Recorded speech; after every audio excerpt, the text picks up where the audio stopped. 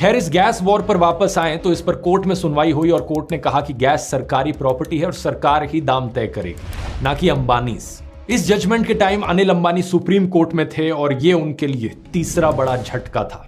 इस जजमेंट का मतलब था मुकेश अंबानी कई हजार करोड़ और अमीर बन जाएंगे और अनिल अंबानी को कई हजार करोड़ों का नुकसान होगा। इस एक जजमेंट के बाद ना सिर्फ अनिल अंबानी की रिलायंस पावर बल्कि उनकी कई सारी और कंपनीज के शेयर मार्केट में गिर गए। इसके कुछ ही दिनों बाद दोनों भाई दोबारा मिले। 23 मई 2010 मुकेश और अनिल दोनों की कंपनियों ने एक प्रेस स्टेटमेंट जारी की और कहा कि उनकी फैमिली एग्रीमेंट जो बनाई गई थी, नॉन कम्पीट एग्रीमेंट थी, अब दोनों भाई इसे खत्म करने का फैसला ले रहे हैं। खत्म करने का मतलब था कि दोनों भाई अब सारे बिजनेसेस में जा सकते थे और एक दूसरे के खिलाफ के बिजनेसेस में भी जा सकते थे। मुकेश कोर्ट में लड़ाई जीत गए थे और अब अनिल को गैस के लिए उनकी जरूरत थी।